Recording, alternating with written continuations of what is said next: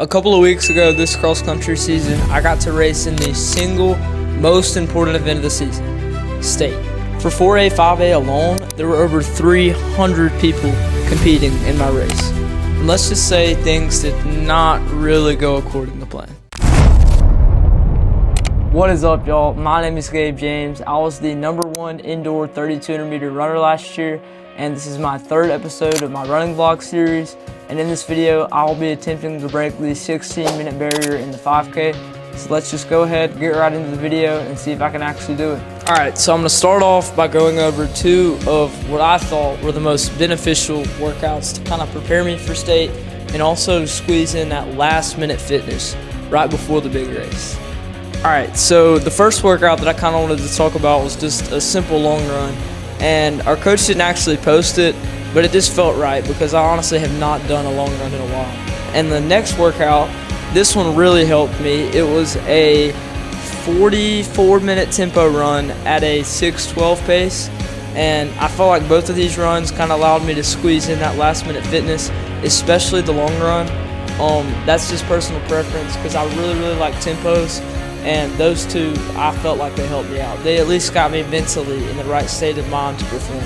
Alright, so now I'm going to go over what I did to get myself mentally prepared for the race and get my body prepared and also properly fueled before the big race. So the day before the race, we had a really odd workout for like right before a race. But what coach says we obviously got to do.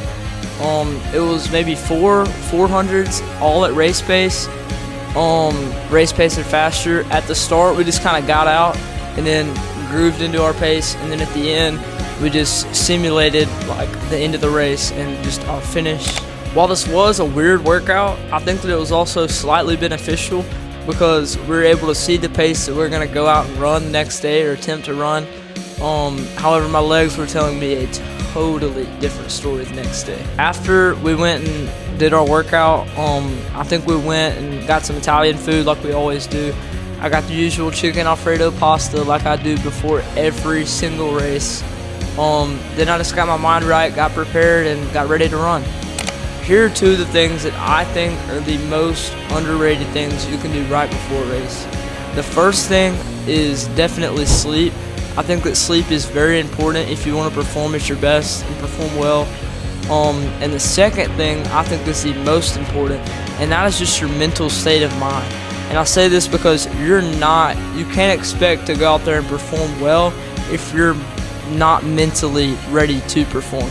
Because a 5K, a cross-country 5K is one of the hardest things that you can put your body through. And if you're not in a good mental state of mind and you're not ready to go and race, then you can't expect yourself to perform well. Alright, so I've done enough yapping. I've had my little spill. I'm going to go ahead and get right into the race. Alright, so this is us at the starting line, kind of talking about our plan and getting locked in for the race. This is where the nerves really started to build up. My plan was to get out pretty hard, and I ended up doing that. And then surge once I got past the 1 mile mark, and then take another surge at the 2 mile mark.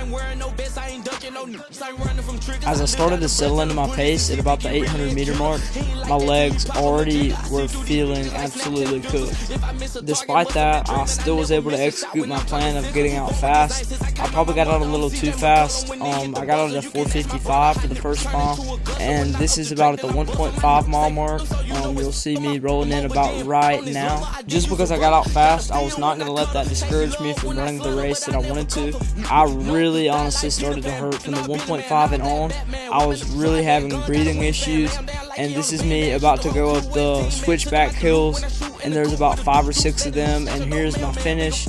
And as I go into the chute, I had a time that I was not proud of. Alright, so that one was obviously not my best race. I had goals of going sub-16, and it just didn't happen. But I'm really looking forward to indoor season, and I'm not going to let this discourage me from running the times that I want to for indoor. And overall, I just got to remember that God has a plan for me, and it just wasn't in the books for me to PR. And I mean, that's okay. I just got to get over that, and I got to keep training and just continue to get better and have small wins in and out every single day through training, through recovery, through all that I do. I have to have little wins, and that adds up to big wins in the end. overall, I still ended up having a pretty solid season. I just wasn't able to hit the goals that I had set for myself to achieve. So I ended up PRing by about 20 seconds overall on the season. So not the greatest, but still pretty solid. I just want to thank all y'all for watching this video, and if you haven't checked out my first and second video in the running vlog, definitely make sure to check those out, and I will see y'all soon.